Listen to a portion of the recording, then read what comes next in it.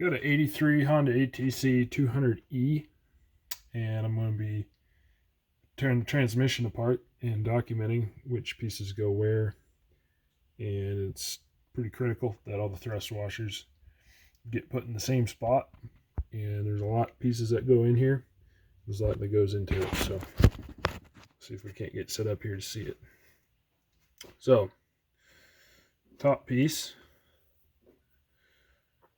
top gear, not sure which gear this is. So it's got a thrust washer on it. Pull that off and look at it. It appears that the rounded edge was facing down on the gear. And you can kind of see the witness mark on that. So it's got a flat edge and a rounded edge from where it was stamped. The rounded edge was facing down on the gear. I'm going to pull this gear out. This gear has 4 slots in it. And it's flat on the top. It's recessed on the bottom. And you can see the witness marks from the next gear down. So that sits on there like this. Top, bottom. So we're going to stick those here. Rounded edge down. But usually I like to use wire. I don't have wire, so I've got an old shoelace. And I string them up the way they came off. So set that down there. And move on to the next gear. Before I do that, we're going to pull the shift fork. You do that by pulling the center pivot pin right here. I've got some smaller Ziploc bags over here that I'm going to be putting these in. So we'll go ahead and wipe this off.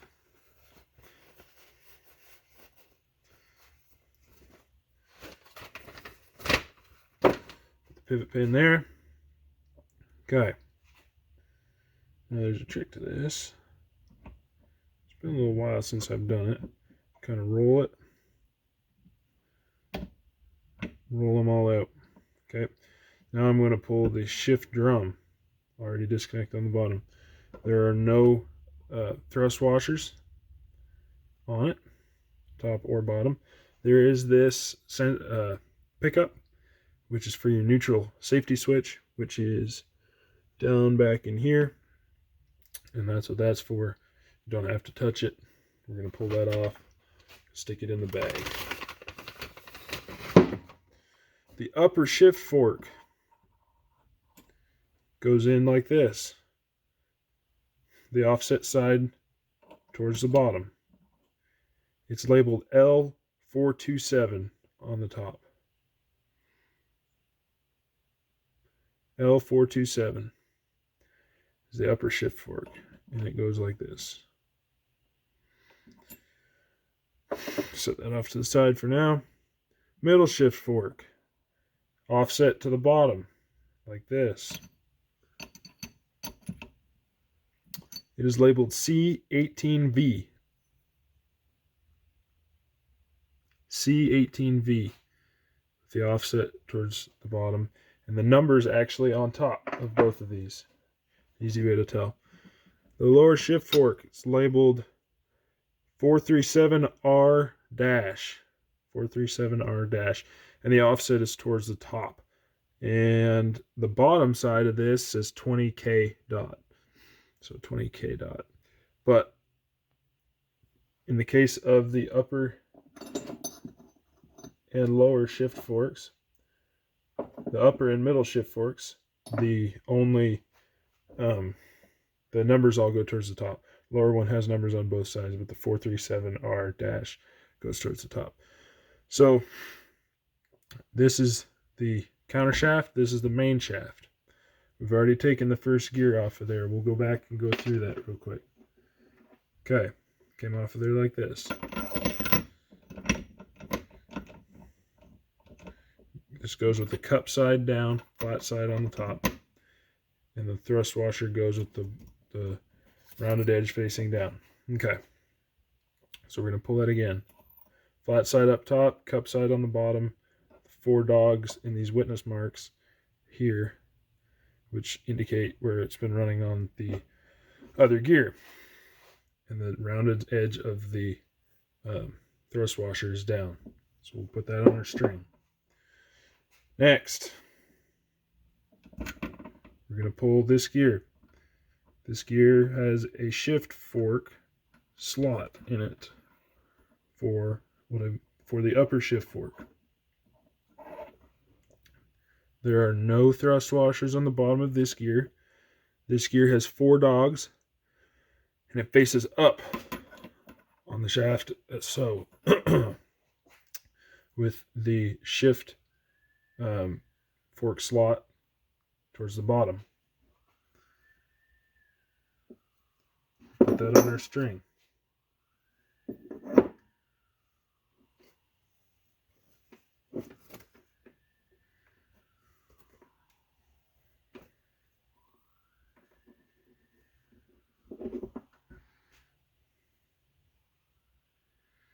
Again, it's very important that these are installed in the order that they were removed. So it goes on our string. Next, we have whatever gear this is, which will not come off until I start on the main shaft. So those are the first 2 gears on the counter shaft. I'm going to get another shoelace over here and string up my main shaft with the knife at.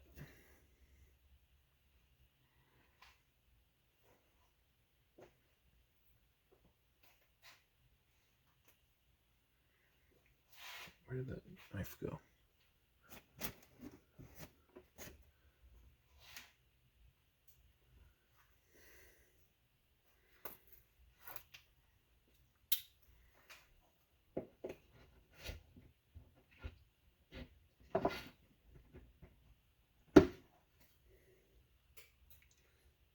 Tough shoelace. Okay. Okay, this is the main shaft. So the first thrust washer on the main shaft has the rounded edge down. You can feel the edge that's sharper. The rounded edge goes down on this first thrust washer. Okay, we're going to put that on our string. This next gear that's on here has a witness mark on the top from the thrust washer and a larger witness mark on the bottom, top, bottom from the lower gear. So that the smaller, skinnier witness mark goes towards the top. We'll thread that on there like so. Okay. Our next gear here, there's no thrust washer in between there. There is a thrust washer underneath. So be careful of this because you'll have stuff falling everywhere. There's a thrust washer under here. Okay. The rounded edge on this thrust washer is facing up into these 4 dogs on this gear. So it goes on there like so. Notice how these are tabbed or splined, okay, so it won't spin on the shaft, so that the rounded edge goes up. And these 4 dogs on this next gear go down with that surface on the top. Okay. We'll get age for as soon as we get back, so be prepared to come in, okay? Okay. Putting that on our string, like so.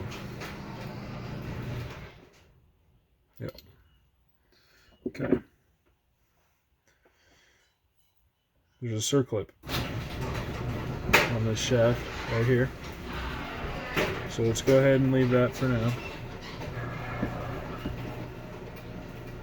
And it looks like we're at the top of what can be removed right now with both of these in the unit. So what I'm going to do is I'm going to rotate my gears.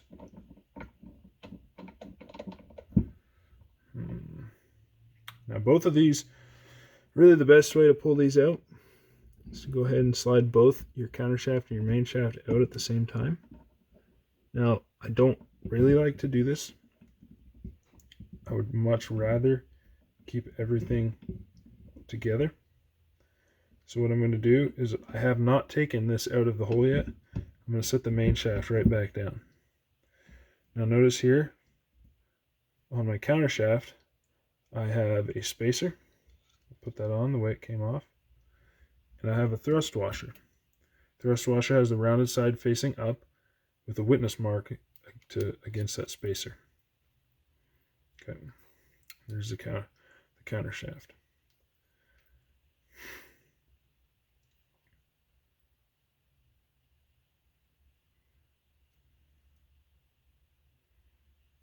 Okay, rounded edge facing up, witness mark against the spacer. This lower gear, there's no thrust washer on this side, just a spacer. Pull this off. This has a bronze insert, bearing insert, and there is a thrust washer. I'm going to set this down.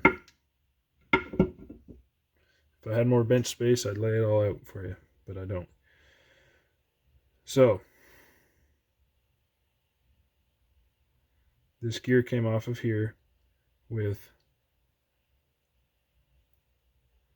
the darker side facing up, and also has a witness mark for the dogs on the teeth of the gear above it, which is the top.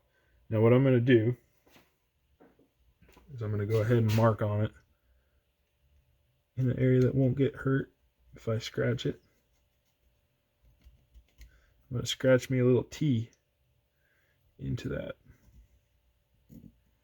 and that will indicate the top. Okay, this is the top of that gear.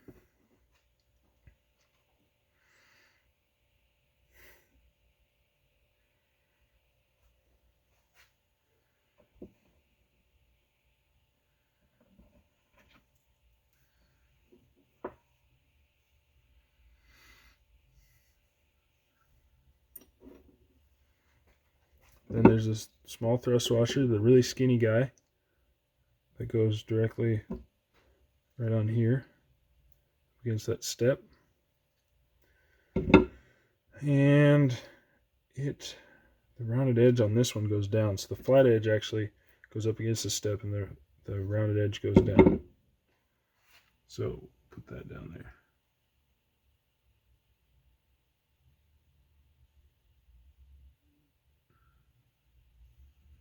Okay. Then our next gear, has 3 dogs, and it goes on there like so. It's coming out of the counter shaft.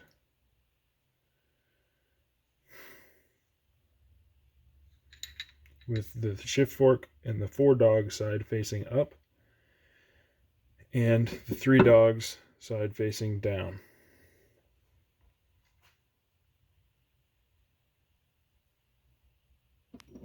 Put that there. Now we've hit place where we need a snap ring. Pliers. Get those.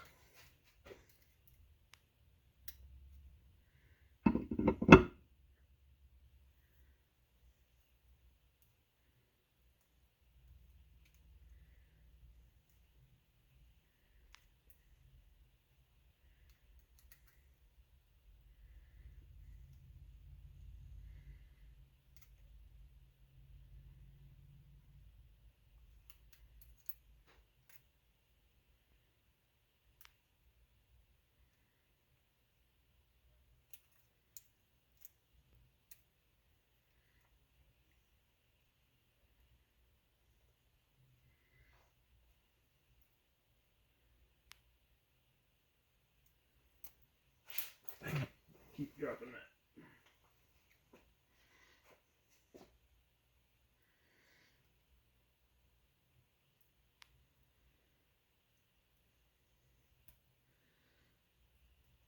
Okay.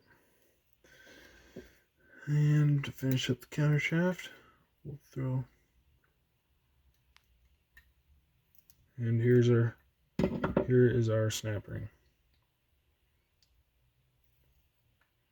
Yeah, should slide off the shaft, but it doesn't like to slide on the splines. There's our snap ring. Okay. So there's that. Next, coming off of the gear. This is the top again. This is the bottom. We've got another thrust washer that is on there. Coming off of that, facing the bottom. Rounded edge is facing up. It really doesn't matter. It's hard to tell, but anyway, the rounded edge is facing up. And there's that. And this gear is flat on the top. You can see where it butts up against the shaft here. And it's got these 4 dogs corresponding down onto those other 4 dogs of the gear below it. And they mesh together like this. Okay. So that one goes like that. This one, we've got our snap ring. We've got our thrust washer. That goes down on there and down on there.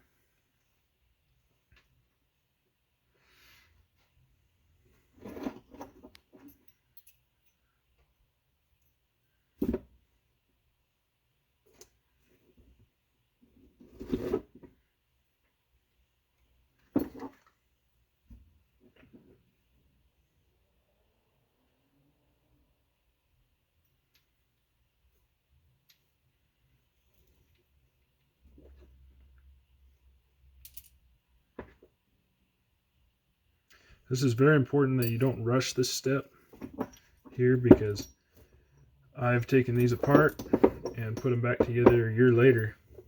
And because I was so detailed, it's no problem putting them back together, because I know where everything goes and I have them all lined up. So I like to leave them like this, strung up. You know exactly the order they came off in. If you take them apart to clean them, lay them out on your bench, 1, 2, 3, 4, 5, 6, 7, 8, whatever. Clean them and restring them.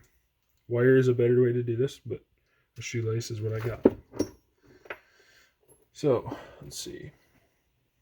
I'm gonna go ahead and bag my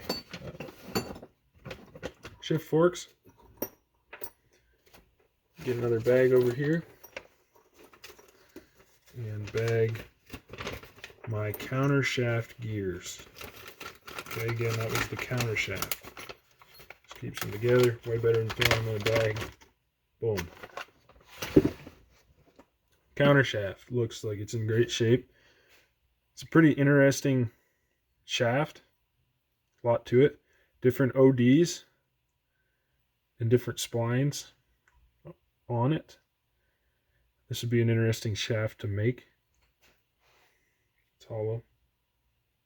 It's got oil holes in it and different locations. Pretty neat. Pretty neat piece of work.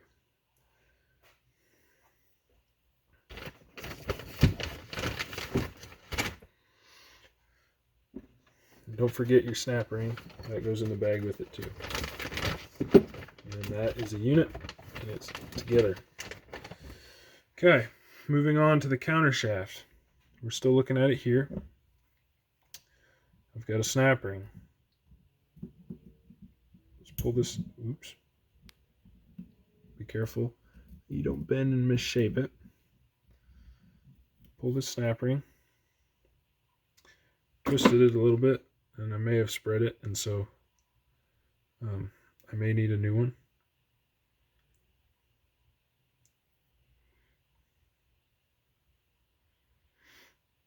Just depends. We'll check the spring on that before we reinstall it.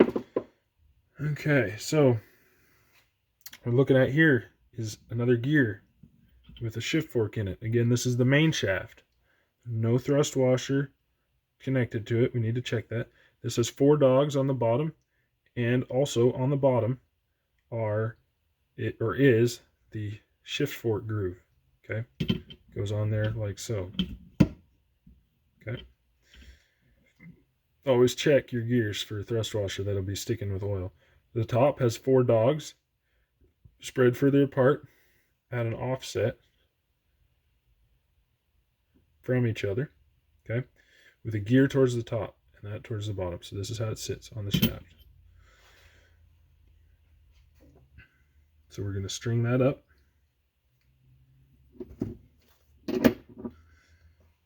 Then we have another snap ring down here. So we're going to go ahead and pull. I should have an offset head for these, really, but I don't. So we're going to make do with what I've got.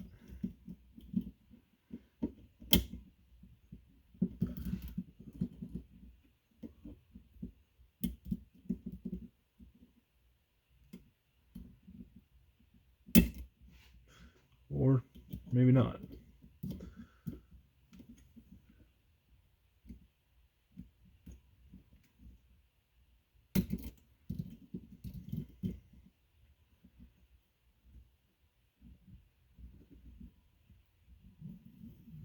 Pull that little guy right off of there. Spread it a little bit. Boom. Done. Okay, second snap ring. Moving on to this lower gear. Okay, pulls it up. I have a thrust washer on top, no thrust washer on the bottom. So this thrust washer here on top, on this case, the flat edge is sitting down on the gear. So the flat edge is down on the gear. Facing up are these 4 dogs. Okay, this is the lowest gear on the counter shaft. So the 4 dogs face up. Then you can see it sits on this step with this other gear molded into the counter shaft. And there's no thrust washers there. There are no thrust washers on the bottom of your main shaft. This is your main shaft, threaded. It's blind on this end for your clutch. Has your bushing here where your bearing rides, this gear, and all your other gears stack up on top of it. Pretty simple. So again, these 4 dogs were facing up.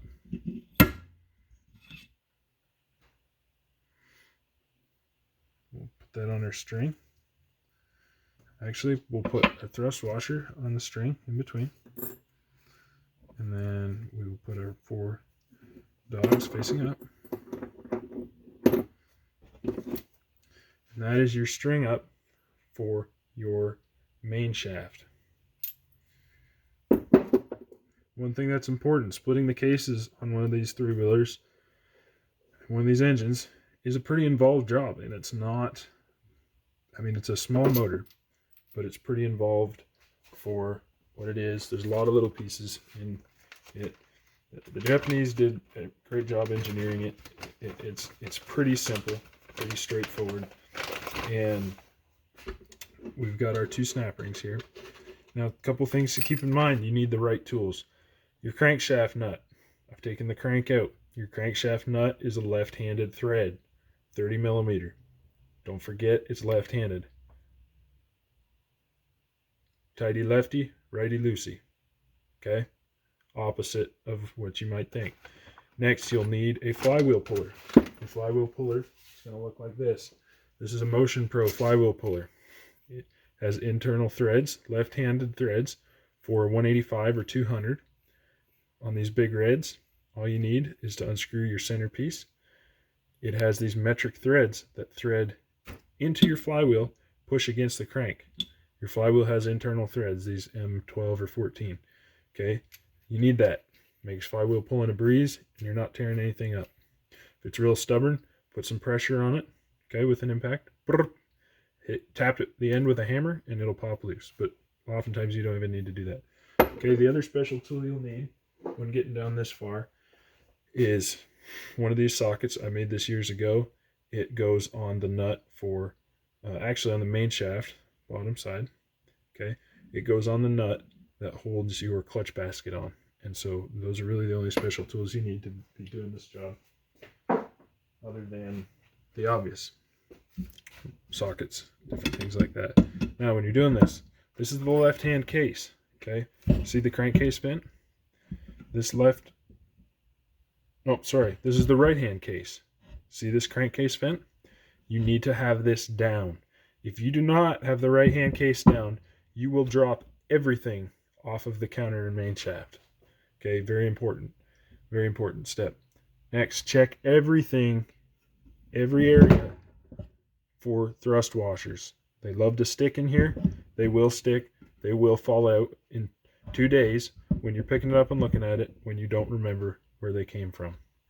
So the main shaft, again, we're going to go ahead and put that in our bag. And there's our setup. Done. Strung up, easy to remember. All these bearings are available, new, not all from Honda. This one, I had to source a Koyo bearing, but it is available. It is a funky needle bearing. Okay, all of these are available from Honda, these main shaft bearings and other counter shaft bearings, as well as the crank bearings. Don't use a screwdriver to pry it. So what happens when you follow up behind somebody else's work, don't use a screwdriver, don't use a pick. That's going to create leaks. I don't know how I'm going to have to fix that. So fairly straightforward, but you've got to take your time and follow a few simple rules and you'll be fine.